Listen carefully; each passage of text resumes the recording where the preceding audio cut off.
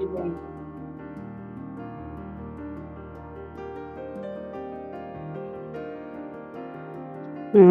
ଆଜି ଆମେ ଗୋଟେ କ'ଣ କରିବା, ଗୋଟେ ପଣସ କିଣା ହେଇକି ଅଣାଥିଲା, ତାକୁ ମୁଁ କ'ଣ କରୁଛି ନା ଖଣ୍ଡ କରିଦେଇଛି। ହ୍ୟାଲୋ, କେତେ ଅଠା। ଆଉ ତାକୁ କ'ଣ କରିବା ନା ଆମେ ତାକୁ କାଟିବା ପନିକିରେ ବର୍ତ୍ତମାନ। ତାପରେ କ'ଣ କରିବା ନା ଆମେ ପାଣିରେ ହଳଦୀ ପକେଇଛି। ସେଥିରେ ହଳଦୀରେ ପକେଇଲେ କ'ଣ କି ତାର ଅଠା ଅଂଶଟା ବେଶୀ ରହିବନି। ମୁଁ କାଟୁଛି, ଦେଖନ୍ତୁ ପଣସଟା ଦେଖନ୍ତୁ। ତା କ'ଣ କରିବା, କାଟିବା।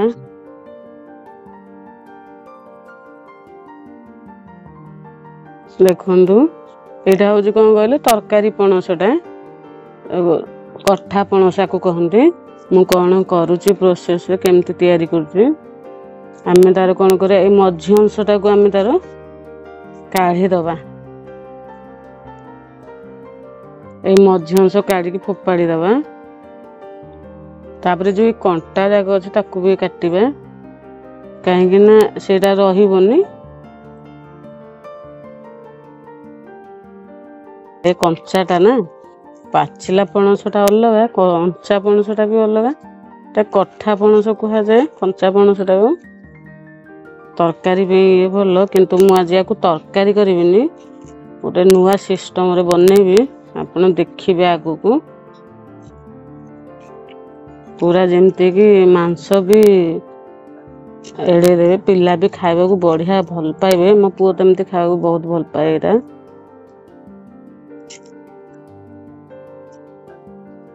ଦେଖନ୍ତୁ ଏମିତି ଛଡ଼େଇ ଦେବେ ପୁରା, ଦେଖନ୍ତୁ ଏମିତି ପୁରା ପ୍ରୋସେସ ଛଡ଼େଇ ଦେବେ।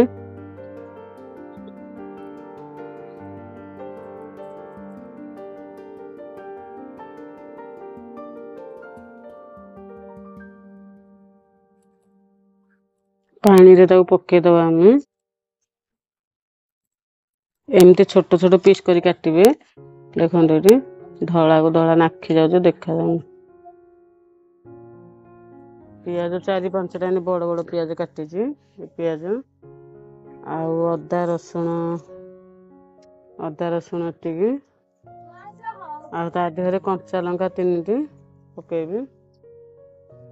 କଞ୍ଚା ଲଙ୍କା ଆମେ ତାକୁ କାଟିବା। ଆଗେ ଅଦାର ଚୋପା ଛଡ଼େଇ ନେଇଯିବା।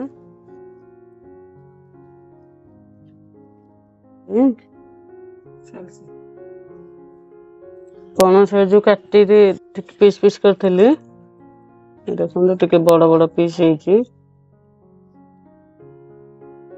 ଆକୁ ସିଝେଇବା, ତାକୁ ହଳଦୀ ଲୁଣ ପକେଇ ସିଝା ହବ, ସିଝେଇନି।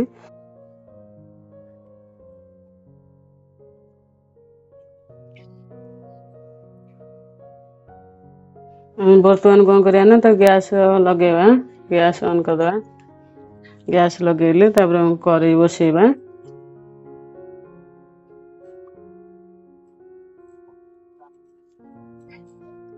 ଗ୍ଲାସଟେ ପାଣି ଦେଇଦେବା।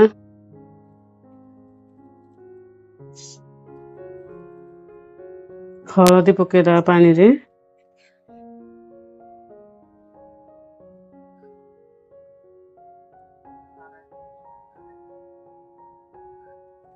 ଦେଢ଼ ଚାମଚ ହଳଦୀ ପକେଇଦେବା।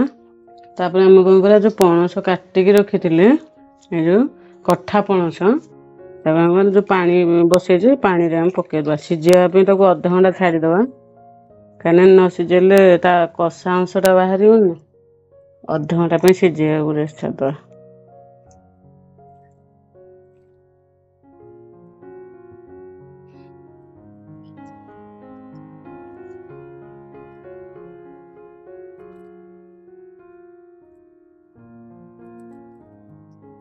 ଲୁଣ ଏତିକି ପକେଇଦେବା।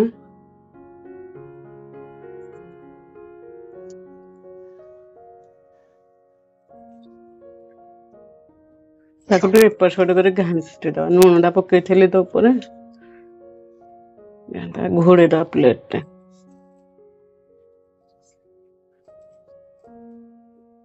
ଅଧଘଣ୍ଟା ପାଇଁ ସିଝିବାକୁ ଛାଡ଼ିଦେବା। ତାକୁ ଦେଖିବା ସିଝିଗଲାଣି ନାଇଁ। ଅଧଘଣ୍ଟା ହେଇଗଲାଣି, ସିଝିଯାଇଛି। 10-15-20 ମିନିଟ୍ ହେବ। 20 ମିନିଟ୍ ସିଝି ଯାଇଛି। ତାକୁ କ'ଣ କରିବା ନା, ଆମେ ଗ୍ୟାସ୍ ବନ୍ଦ କରିଦେବା। तापर हम काढ़ी दवा ताको तो कषा पानी जाक रहीगला और सेटा सिझी जाइए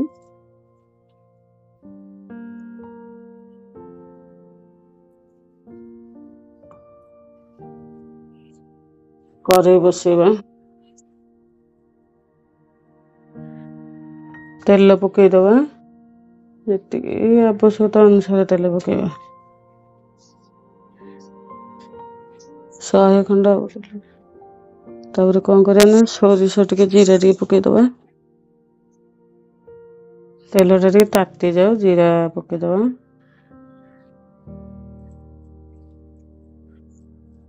तार पियाज जो अदा रसुण पछर पकईबा पियाज टा पकईदबा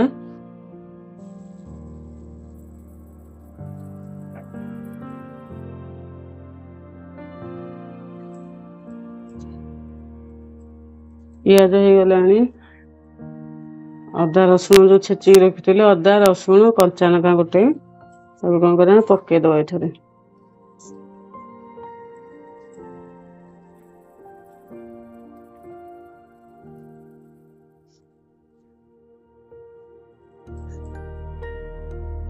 से आस्ते आस्ते हो आम ये मसला प्रस्तुत करदे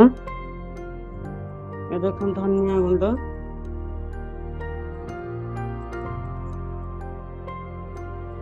अल्प ना धनिया गुंड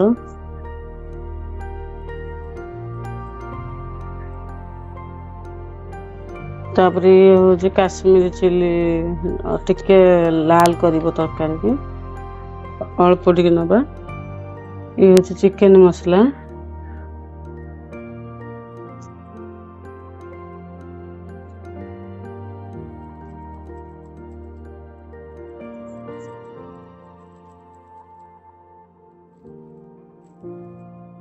ये हूँ कांदा मसला रसुण कांदा मसला ये अल्प टिके नवा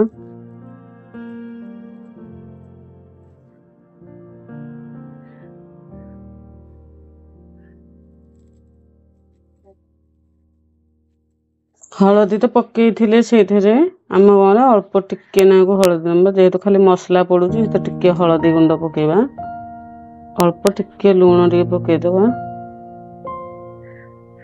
पानी दे दो अल्प टिके मसला पकेबा तो गुंड मसला पानी टिके दे दो अल्प टिके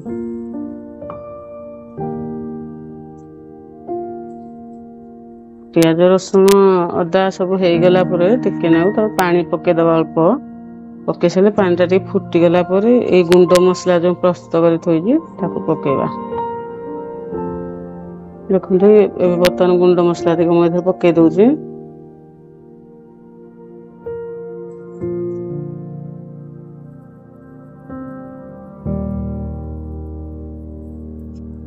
टिके हो जाओ टिके हो गले टे पानी मरीगले ताती थिला तो देखे पार नी देखो बढ़िया सीझी जाइए देखो बढ़िया सीझी 15-20 मिनट कि अध घंटा टाइम देके देखिकी काढ़ी सीझी गला देखिकी काढ़ी तापर एपटे मसला प्रस्तुत हो मसला सांगे सांगे प्रस्तुत हो गले मसला पकई खाली चिकेन भाया कषेकी काढ़ी दबा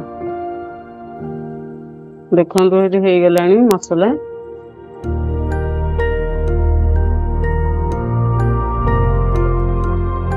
कौन करना एरा पकईदबा बर्तमान सीझे जो रखी पणस कथा पकईदबा